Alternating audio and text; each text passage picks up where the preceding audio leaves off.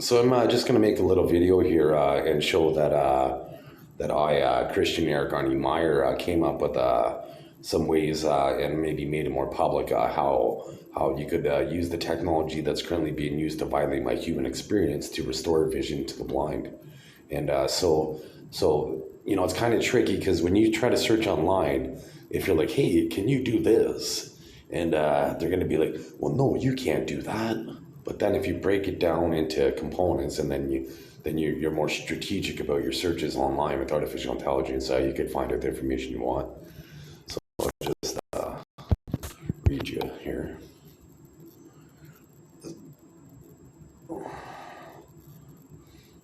So nanotechnology enables the creation of miniaturized cameras, including those the size of a grain of salt, with capabilities comparable to much larger traditional cameras. These nano cameras leverage technologies like metasurfaces and nanomaterials to achieve high-resolution imaging in extremely small packages. They have potential applications in diverse fields like medicine, robotics, and even smartphone technology.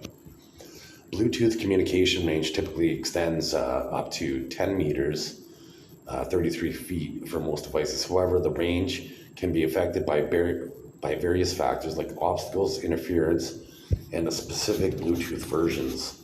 So higher versions of Bluetooth, like Bluetooth 5.0 and above, offer increased range and improve signal quality.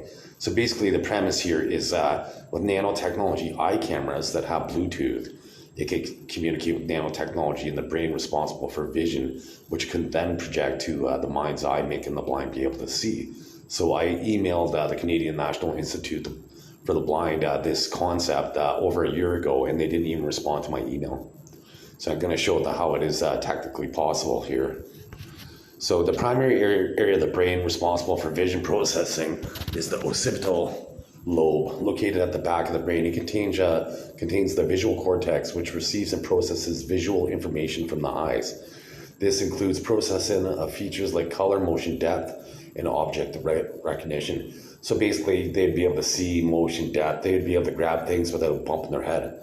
And the striate cortex, known as the Brodmann area 17 or V1, is the primary visual cortex and the initial processing center for visual information in the brain, located within the occipital lobe. It receives input from the retina and begins to analyze and integrate visual data. This area then sends the processed information to other visual areas for further analysis and interpretation. The primary visual cortex is a crucial part of the brain's visual processing system, located in the occipital lobe, and it's responsible for receiving, segmenting, and integrating visual information from the retina. It is highly specialized for processing both static and moving objects, including pattern recognition. It is also characterized by laminar organization with 6 distinct layers, each playing a specific role. Damage to the V1 could lead to blindness.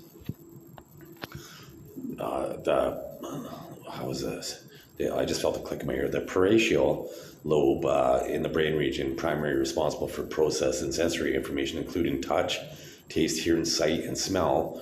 It plays a key role in spatial awareness, navigation, and recognizing objects and faces. The term mind's eye generally refers to the ability to visualize images in one's mind. While it's not a specific physical location, it's closely associated with the visual cortex in the occipital lobe of the brain. Specifically, the primary visual cortex at the back of the brain plays a crucial role in processing visual information as well, and it's thought to be activated when people visualize images. However, other areas like the parietal lobe for spatial awareness, and the temporal lobe for object recognition, and the frontal lobe for decision making and integration also contribute to the process of mental imagery. Well, the concept of nanotechnology eye camera communicating with the visual cortex is theoretically possible. It's not practical due to the significant technology and specific hurdles. Restoring a sight using such a system requires understanding and replicating the complex neural processing of the visual system, which is still an active area of research. So this area, here's where, without non-organic, here's where Christian Erik Arne Meyer I show them all the ways to navigate through the brain to achieve this for Generation 1 biology. Last time I sent the CNIB this concept for profound enlightenment. They let's see what I put. Okay, so I didn't even receive an email response for this profound enlightenment. Strange, I would think, since the entire goal of the CNIB is to restore vision, I hope this helps. So anyways, once again, so you can see it is theoretically possible, right? So that means, so why wouldn't they pursue this, like this line of questioning, since it is thought possible, and that means like blind people would want to be able to see, right? And that, you know, so if they're able to have depth perception and what have you, just because of nanotechnology eye cameras, then you know, they should. So once again, you know, I'm at the Sioux Area Hospital for they're trying to say that I have schizoaffective disorder. Means that I'm delusional. And they're saying that I have hallucinations and I have disorganized thinking. So you can see how I'm able to linear process and articulate information quite organized in an organized manner. That so it kind of refutes any schizoaffective disorder, which is typically for women 18 to 35, not 47-year-old men.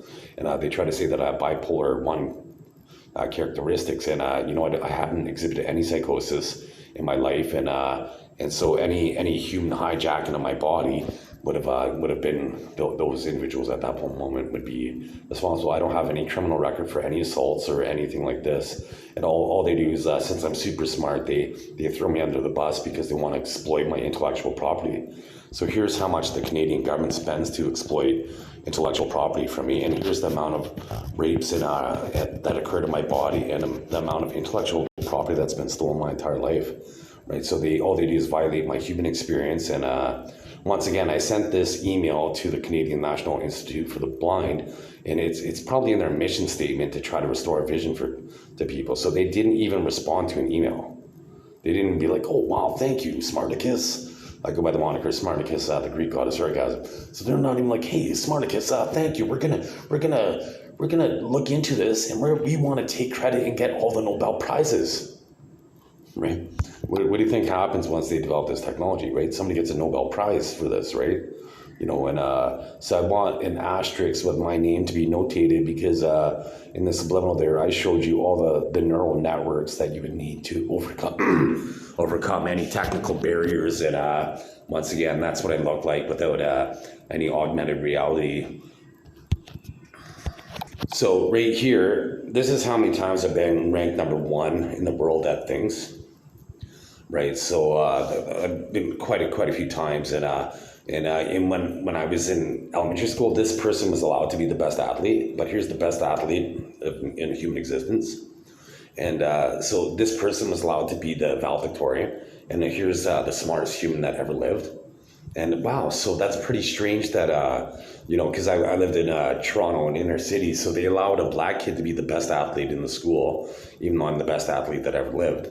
And they allowed a Vietnamese student to be the valedictorian, even though I'm the smartest human that ever lived. So I've been the first in the world in a math game. Officially, I've been told by 2 people I'm the smartest human that they've ever met, the person they've ever met, and 5 people the most likable human they've ever met, person they've ever met. So this is my natural voice, and people don't like my natural voice. This is my natural voice for women. This is my natural voice for the guys.